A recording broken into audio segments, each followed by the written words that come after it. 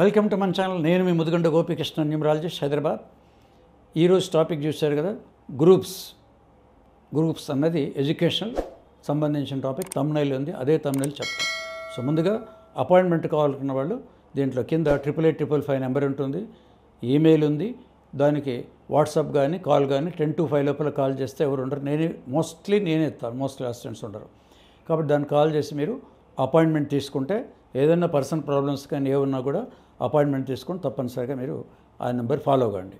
So coming to పాయింట్కి వచ్చేద్దాం. ఎప్పుడూ చెప్తూనే ఉంటాను, తమ్నైల్ ఏముందో సరాసరి దానికి ఉపోద్ఘాతాలు కానీ డీవియేషన్ ఉండదు, డైరెక్ట్ అదే. గ్రూప్స్ తమ్నైల్ ఉన్నాం కాబట్టి ఇంకా చాలా ఉండొచ్చు దీంట్లో, కానీ మోస్ట్ ఇంపార్టెంట్ ముఖ్యమైన దీంట్లో తీసుకున్నాను. చాలా వరకు ఇవే ఫాలో అవుతుంటారు. ఎందుకంటే ఈరోజు ఎడ్యుకేషన్ ఎట్లుందంటే ఈ బోర్డు మీద అంటే 10 బోర్డు సరిపో అన్ని ఉండొచ్చు.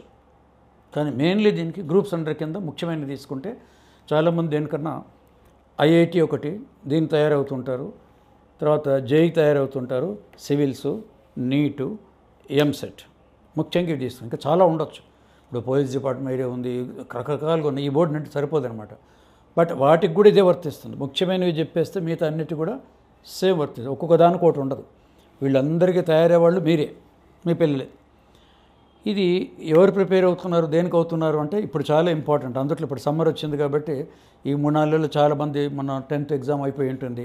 10th కంప్లీట్ అయిన వాళ్ళు, ఇంటర్ కంప్లీట్ అయిన వాళ్ళు, 10th ఇంటర్ కంప్లీట్ అయిన వాళ్ళకి ఇవన్నీ అనమాట. వీళ్ళు దీనికోసం ట్రై చేస్తుంటారు. అయితే ఇవన్నీ ఎలా ఉన్నాయంటే అందుకే వెబ్సైట్ చూడండి. వెబ్సైట్ కూడా దీని కింద ఉంటుంది, mgk9.com అని ఉంటుంది. దాంట్లో చూడండి. దాంట్లో ఏముంటుంది స్లోగన్ అంటే world record holder MGK numerology for middle class అని ఉంటుంది. ఈ మాట ఎందుకు చెప్తున్నాను, దాంట్లో చూడొచ్చు కూడా వెబ్సైట్లో.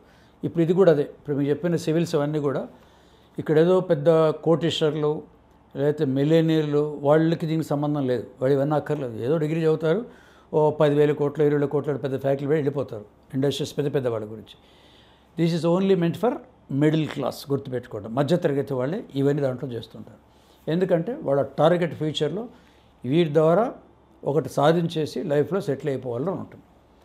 అయితే ఈ 10th ఇంటర్మీడియట్ అయిపోయిన తర్వాత వీళ్ళు ఇన్ని ఉన్నాయి కదా చాయిస్, దేనికి వెళ్తే బాగుంటుంది. ఇది $1 million క్వశ్చన్.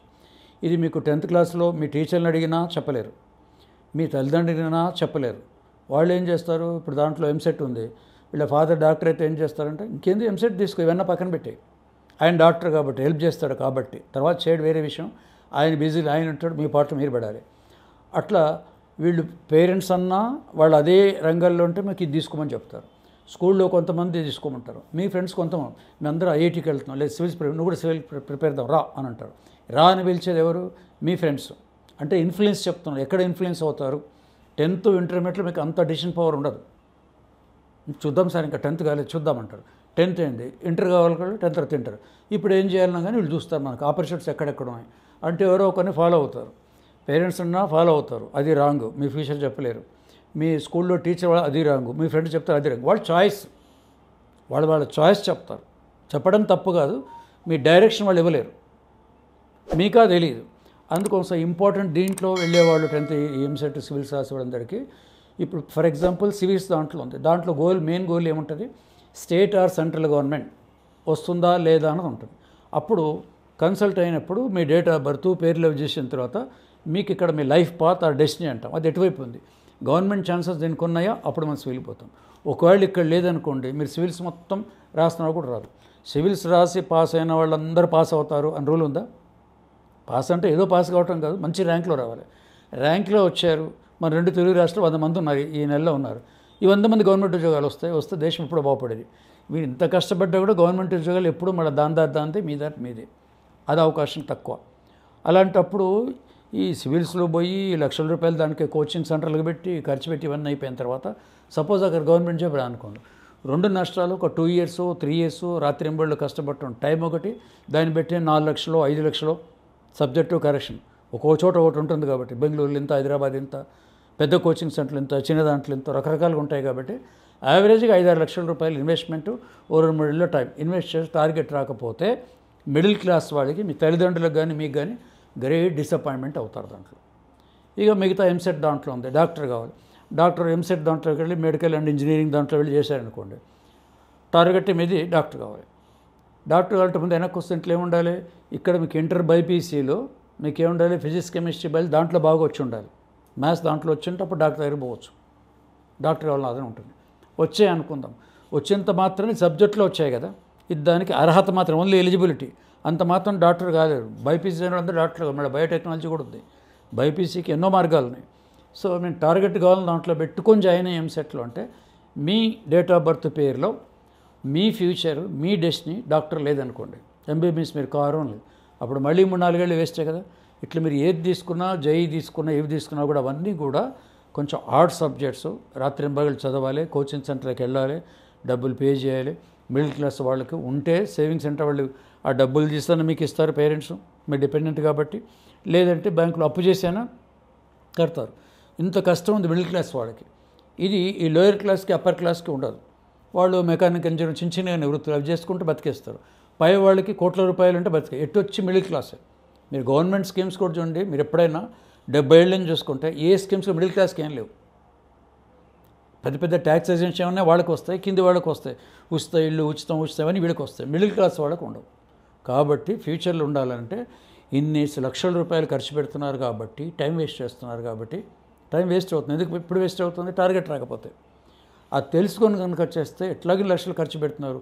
కన్సల్టెన్సీ నేనే కదా, మీకు తెలిసిన వాళ్ళు ఎవరు చెప్పినా సరే ఈ విషయం, మీకు తెలిసిన వాళ్ళు ఎవరన్నా లేదు సార్ మీకు కరెక్ట్ గైడెన్స్ ఇస్తామంటే 2000-3000 ఫీజు పోయింది. లక్షల రూపాయలు ఖర్చు పెడతారు కదా. కాబట్టి చాలా ఇంపార్టెంట్. మీరు దీంట్లో జాయిన్ కాకముందు ఒక్కసారి మీ డేట్ ఆఫ్ బర్త్ ఏమిటి, మీ ఫ్యూచర్ ఏమిటి, డాక్టర్ వైపు ఉన్నారా, ఇంజనీరింగ్ వైపు ఉన్నారా, ఎట్టున్నారా చూసుకొని స్టెప్ వేస్తే you can save money and time. కరెక్ట్గా ఈ కోర్సే తీసుకుంటారు, ఇట్లా 5-6 ఉన్నాయి కదా, పర్టికులర్ దాన్ని తీసుకుంటారు. మీ గోల్ అదే ఉంటుంది, ఇన్వెస్ట్మెంట్ అదే ఉంటుంది. ముందు మైండ్లో ఒకటి పడిపోతుంది, ఓహో ఇది చేస్తాను డాక్టర్ అయితేనా సార్, ఎస్, ఆ కాన్ఫిడెన్స్ మీరు తీసుకొని వస్తుంది. మీ ప్రయత్నం ఇంకా బాగుంటుంది అన్నమాట. ఫుల్ కాన్ఫిడెన్స్తో వెళ్ళిపోతారు. సక్సెస్ రేట్ అనేది దీంట్లో ఎక్కువ ఉంటుంది. ఇది ఒక రకంగా చెప్పాలంటే ఇది జాతకం కాదు, న్యూమరాలజీ కాదు, ఏది కాదు. ఒక రకంగా it nothing but a guidelines and మీకు ఓ పర్సనల్ డెవలప్మెంట్ అనమాట. ఒక కంప్లీట్ గైడ్లైన్స్. ఇది ఆ మార్గంలో దీన్ని డెవలప్ చేశాను న్యూమరాలజీని. అంతేగాని దీంట్లో ఏం లేవు, దాంట్లో ఇండికేషన్ అని చెప్పేస్తాను అంతే.